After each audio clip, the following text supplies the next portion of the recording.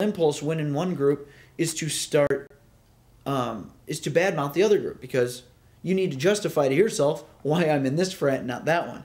I've seen fights break out in the LA Quad before.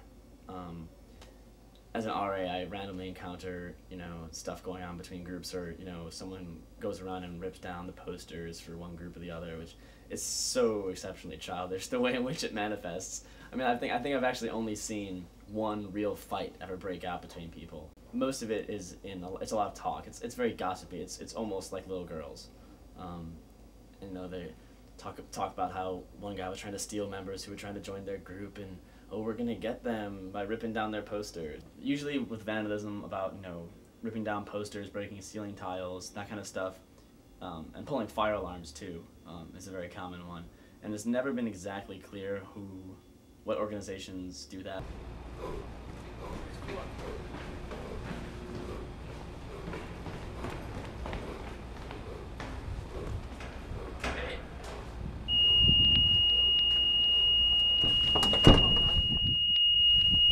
The fire alarm problem used to be significantly worse. Last year, especially during winter, it was terrible. We'd have fire alarms almost every night during the period after their rush, while they were being initiated and brought into it. So there was a clear correlation in the number of fire alarms to the number of, to the period of pledging and I don't know what they call it, initiation. I know Alpha Sig hazes. I know AE Pi hazes. I know probably EI and Sammy both haze as well. But you really have no idea of the nature of No, hazing? I have absolutely no idea. The Greek Life office has a policy that no hazing is tolerated.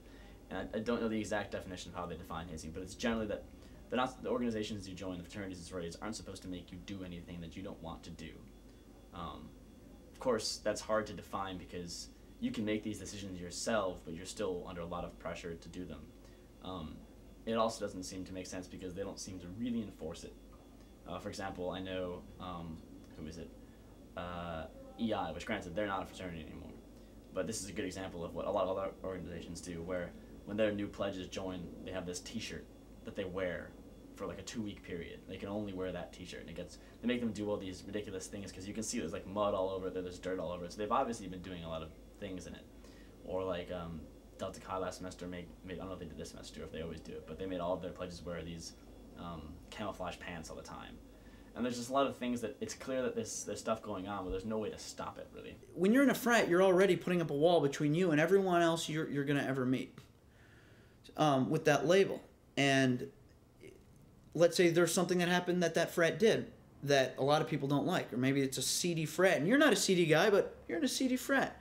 Well, you're now seedy because you're in that frat. Like I have friends in Delta Zeta, and it's DZ, and they call them Easy DZ. Mm-hmm. Tri-Delt, everybody else has, yeah.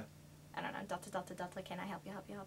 And the Phi Mu, like, get it? Like, that's what you hear all the time, Phi Mu. The Delta Chis are like, I know some of them, and they're basically just known as like the kind of elitist, pretty boy, they're the top of the food chain of the frats, tight jeans, shaved chests, the metrosexual almost. I'd say overall they're all pretty much the same. From someone on the outside, it's people who felt the need to find attachment in an organization. And so they found one and found people who they thought were nice in it and who treated them well.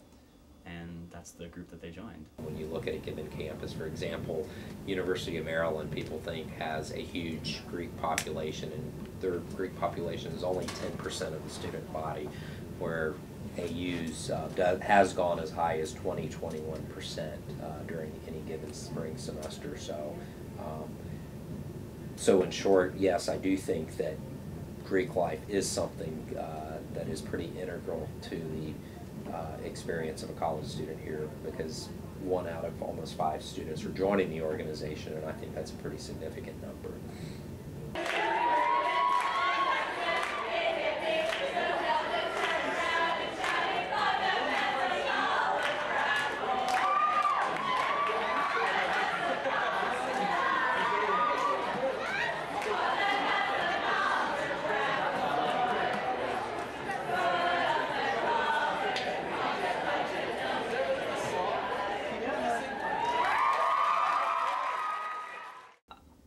sure I felt excluded from by not being a member of a fraternity because there's events that I can't participate in, but I've never regretted my decision to not pursue them. I'm never sitting in TDR and seeing a bunch of them eating together and being like, damn, I wish I had joined them, because I have my own group of friends, my own people so instead of supplanting them artificially with people who I was forced to become friends with, I am secure in the group of friends who I became friends with naturally through things that I'm interested in and things that I'm involved in. Okay, cool. That's a wrap. Thanks. Yes, thank you. Cool. I'd be good on a TV show because of the outtakes at the end. These values will bring you into our group, but that isn't how it actually works, it seems to me. A good indication of how popular one is by how many signs they have. Okay? And if you're really popular, okay, you'll take up a second wall. Good. Okay, do that, just simply do that. Oh, dear. Oh, Okay, now do that and do that the same way behind, backwards. dear. Oh, shit. Oh, Okay, sorry, use this, I don't know. Alright, fine. indication of how popular one is by how many signs they have. Okay? And if they're really popular, they'll take up a second wall. A good indication, all right, of how popular you are is by how many signs you have. Take a look at these, see? Now, if you're really popular, you'll even take up a second wall. I'm proud to say that I'm Greek.